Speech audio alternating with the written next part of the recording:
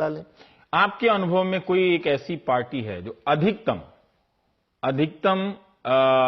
अपने खातों का ब्यौरा ठीक ठीक देती है, देखिए सब एक जैसे बराबर है? मैं समझता हूं, मुझे फ्रैंकली ये जो आम आदमी पार्टी का मॉडल मुझे बड़ा इंटरेस्टिंग लगा, अच्छा लगा कि इनका एक एक रुपए का हिसाब वेबसाइट पे था। तो अभी मैं कहीं अखबार में पढ़ रहा था कि उसकी भी आलोचना कुछ नहीं, छप रही है। देखिए उस पर मुझे हैरानी हुई जब आलोचना हुई कि जब इनके लाखों कंट्रीब्यूटर्स में से 4 के बारे में आया कि ये फॉरेन डोनेशन है। उस पर हर पार्टी डिबेट करने लग गई कि देखो जी इनके पास तो फॉरेनर ने दे दिया। अरे भाई, आपको 4 का पता इसलिए लगा कि उन्होंने वेबसाइट पे डाला, आपका तो हमें दूसरे का तो किसी का पता ही कुछ नहीं। तो खुद तो अपना क्या आम आदमी पार्टी ने किसी कानून के तहत ऐसा किया या खुद से किया?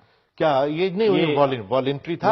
वॉलंटरी था। मैंने जब अपनी किताब भी लिखी थी ना इलेक्शन पे, an undocumented wonder the making of the great Indian election, उसमें मैंने कहा था कि ये इस मॉडल को तो आगे चलाने का, अगर वो खुद से बताएं कि कौन कौन पैसा दे रहा है, नहीं दे रहा है, एक एक पैसा अगर उस पर आ रहा है वेबसाइट पे, जनता देख लेगी। द फैक्ट के बाकी की पार्टियों ने उनके 4 डोनेशन पे उधम मचाई, हाईकोर्ट तक गए थे, उसकी स्क्रूटनी कर ली बाकी विरोधियों ने। वो इसलिए कर पाए क्योंकि वो सामने तो थी, दूसरे की तो कोई चीज सामने ही नहीं है।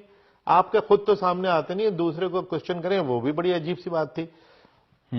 पर कई लोग कहते हैं कि ये जो बड़े बड़े उद्योगपति जो हैं वो भी शायद कोई राजनीतिक दल ये कहे कि वो अगर उनको पता चल जाए कि इन्होंने कांग्रेस को दिया है या बीजेपी को चंदा दिया है तो चंदे ना देंगे, ना उसके डर से कि पब्लिक को पता चले। ये ठीक कह रहे हैं आप।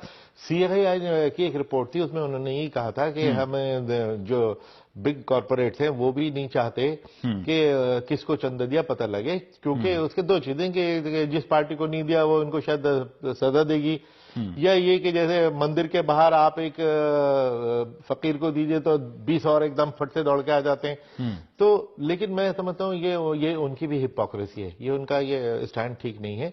एक्चुअली बिजनेसमैन तो सभी पार्टी को एक साथ साथ दे रहा होता है, कोई हारे कोई जीते, वो बिजनेसमैन तो जीता वही होता है कि वो सबको दे रहा होता है। लेकिन उसका भी इलाज है।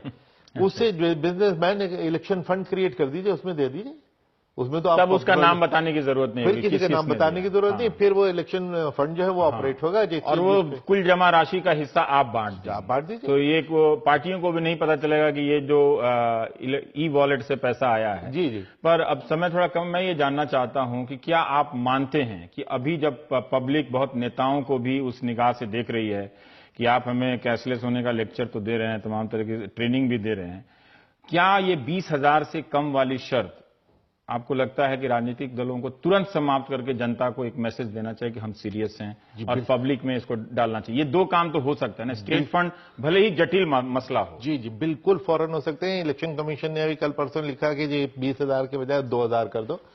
उस पर बहुत लोगों ने, मैं भी उस पर ट्वीट करता हूँ या सोशल मीडिया में कहा कि भाई 2,000 भी क्यों, तो सारा पैसा 2,000 से नीचे के नीचे दिखा देंगे, वो सारा वो दिखा देंगे।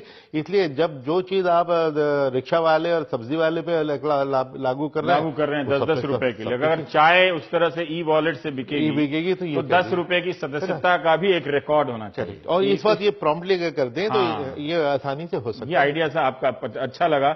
मान लीजिए कोई पार्टी सदस्यता अभियान चलाती है, 5-5 रुपए की सदस्यता, और वो ई वॉलेट से अगर वो पैसा दिया जाए तो मजा आ जाएगा ना, सही सही संख्या भी पता चल जाएगा। लेकिन क्या मजा आएगा, आप देखते रहिए आपके राजनीतिक दल अपनी ईमानदारी का प्रमाण आपके बीच आकर किस तरह से देते हैं।